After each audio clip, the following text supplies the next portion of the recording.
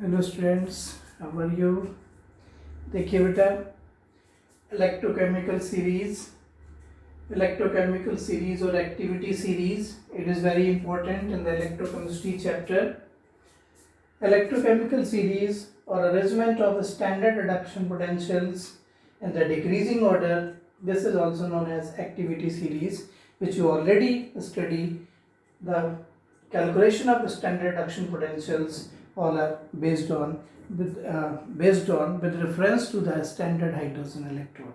वहाँ से निकाले गए थे ये सभी. बेटा इस सीरीज का प्रैक्टिकली क्या एप्लीकेशन है? कुछ बच्चों को ऐसा लगता है क्या हमें ये सीरीज लर्न करनी पड़ेगी? बिल्कुल नहीं, आपने लर्न करनी. ठीक है. सेकेंडली, हाँ, इसका एप्लीकेशन जरूर है. वैसे mostly it is applicable for the objective one, ताकि उससे कोई लॉजिकल आंसर्स, क्वेश्चन आंसर्स मिलते हैं. उसके लिए हमें आइडिया होना चाहिए कि कौन सा एलिमेंट या आयन ज़्यादा अच्छा रिड्यूसिंग एजेंट है, कौन सा एलिमेंट और आयन बहुत अच्छा ऑक्सीडाइजिंग एजेंट है, कौन रिलेटिवली मोर इलेक्ट्रोपॉजिटिव है, कौन ज़्यादा रिएक्टिव है, कौन किसको डिस्प्लेस कर सकता है, कौन हाइड्रोजन रिलीज कर सकता है. उसमें बहुत लॉजिकल क्वेश्चंस आते हैं ऑब्जेक्टिव में regarding this. So I recommend to you that you have to read this electrochemical series from the book.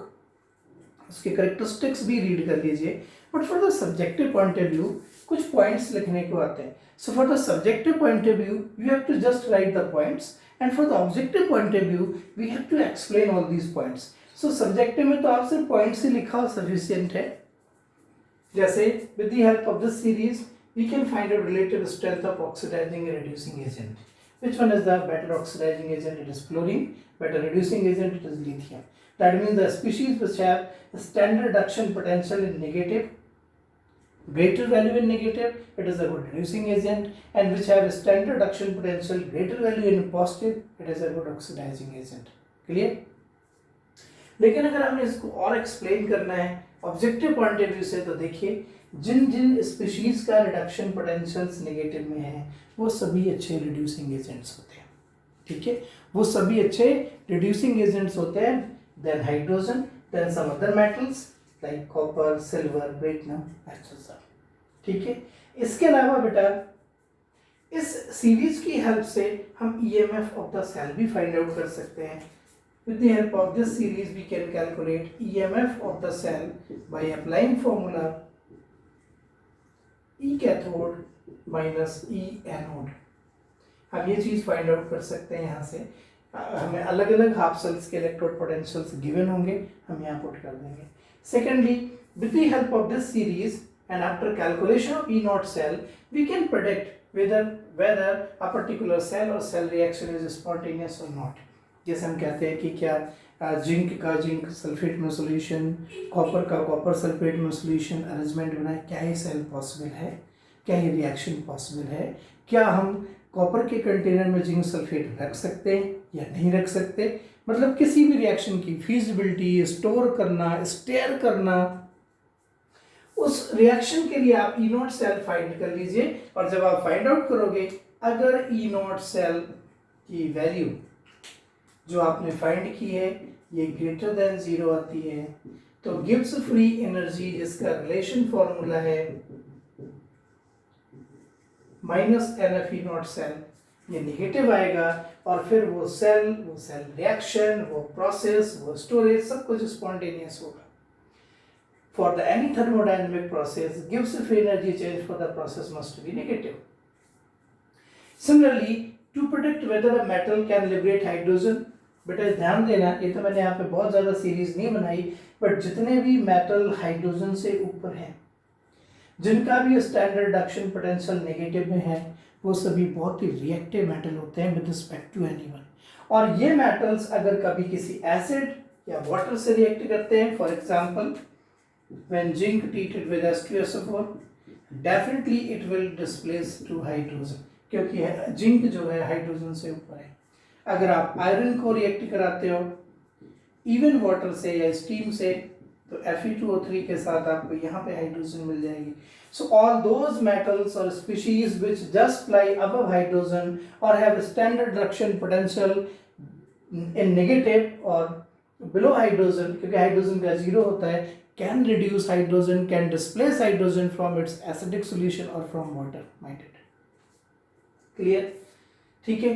Similarly relative electropositive character, देखो इनमें अगर मैं कहूँ आपको लिथियम सबसे ज़्यादा इलेक्ट्रोपॉजिटिव है, देन पोटेशियम, देन बेरियम, जिसका नेगेटिव में स्टैंडर्ड इलेक्ट्रोड पोटेंशियल ज़्यादा है वो ज़्यादा रिएक्टिव है, वो ज़्यादा बेटर रिड्यूसिंग एजेंट है, वो उतना ही अच्छा इलेक्ट्रोपॉजिटिव है। इवन अगर मैं कहूँ तो ये मेटल K+ को रिड्यूस कर सकता है, ये इसे भी रिड्यूस कर सकता है, ये इसे भी रिड्यूस कर सकता है। ऊपर वाले मेटल और स्पीशीज अपने से नीचे वाले के एलिमेंट के आयंस से उसको रिड्यूस कर सकते हैं, क्योंकि ये ज़्यादा रिएक्टिव है, नीचे वाले कम रिएक्टिव है। अभी हम बात करें कॉपर की, सिल्वर की, प्लेटिनम की, गोल्ड की, ये वाटर से हाइड्रोजन डिस्प्लेस नहीं कर सकते, ये किसी एसिड से हाइड्रोजन डिस्प्लेस नहीं कर सकते अंडर नॉर्मल कंडीशंस। हाँ, अगर आप बहुत हाई EMF अप्लाई कर दो तो फिर कुछ भी हो सकता है, ठीक है। नॉर्मली अगर आपको मैं जिंक की जगह कॉपर लिख के देता तो ये रिएक्शन नहीं हो पाएगी, क्योंकि फिर ये कॉपर नीचे, ये लेस रिएक्टिव मेटल्स हैं, इनकी रिएक्टिविटी ऑक्सीजन के रिगार्डिंग, हाइड्रोजन के रिगार्डिंग, क्लोरीन के रिगार्डिंग, किसी भी एलिमेंट के रिगार्डिंग कम है, इनकी रिएक्टिविटी ज़्यादा है। Okay, so metal can displace the metal ion just like below it. This metal can displace this metal ion, this metal can displace this metal ion. Copper can displace silver, but silver cannot to copper. Silver can displace platinum, but platinum cannot to silver. ठीक है, और ये जो concept है बेटा, it is also helpful to find out the relative reactivities, relative stability of the compounds. जैसे देखिए, इसके अलावा ये भी देख लो कि मैं क्या कहना चाह रहा हूँ। यहाँ पे मैं आपको कहना चाह रहा हूँ कि अगर आप आयरन को Ag+ से रिएक्ट कराओ, then it can displace Ag to turn out the iron 2+, but reverse is not true, ठीक है। अगर आप जिंक को सपोज क्रोमियम से रिएक्ट कराओगे तो जिंक इसको डिस्प्लेस कर देगा। This concept also very useful in the electrometallurgy, which metal can displace to another one. That is why silver, copper, mercury, platinum, gold, these can be find out very easily from their ores or minerals, because these are less reactive. These have less value of standard electrode reduction potentials. These can be displaced by any other metal. लेकिन अगर आप किसी solution से lithium को, sodium को, barium को, magnesium को, zinc को, आयरन को उनके सोल्यूशन से बाहर निकालना चाहो, it would be difficult as compare to copper, silver, platinum and gold can be, ठीक है। So another application you can add with the help of this series, we can extract metal from its solution according to the metallurgy, as well as this series is very helpful to find out the electrolysis products on cathode or anode. जब आप पढ़ते हो कि what are the electrolysis products,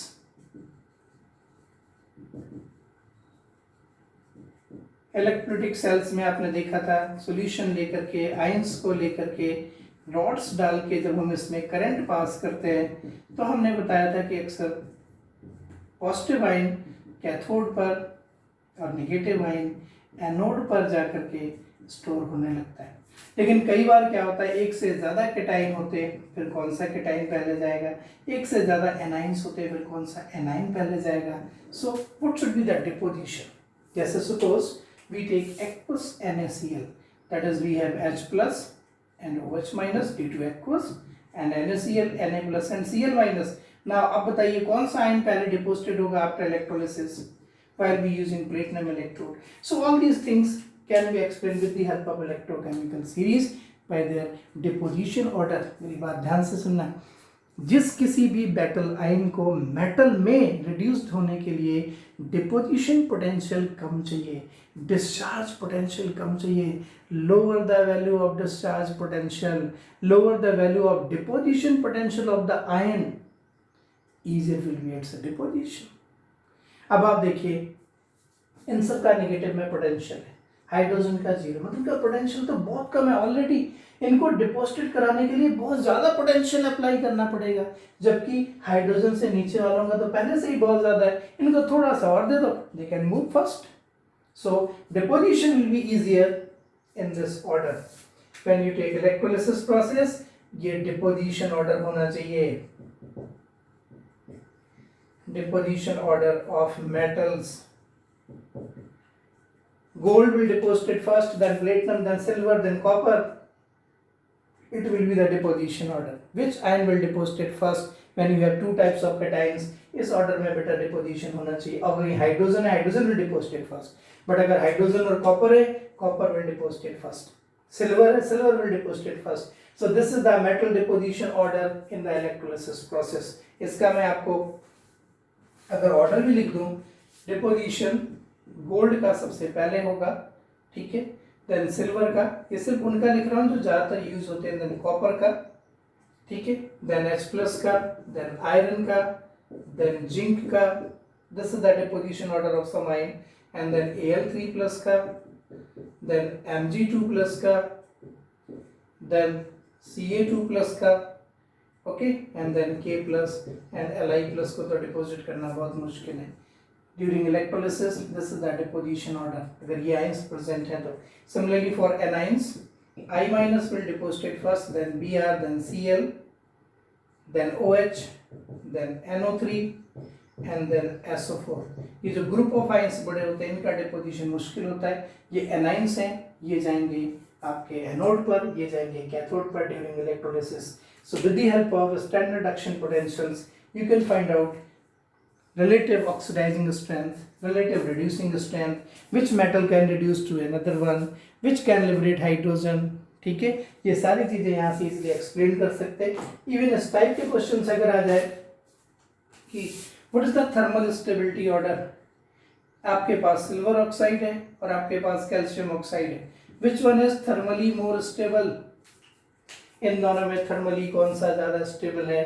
तो definitely जो more reactive elements हैं उनके oxides ज़्यादा स्टेबल होंगे, जो लेस रिएक्टिव मेटल्स हैं उनके ऑक्साइड लेसर स्टेबल होंगे. So please watch this video very carefully.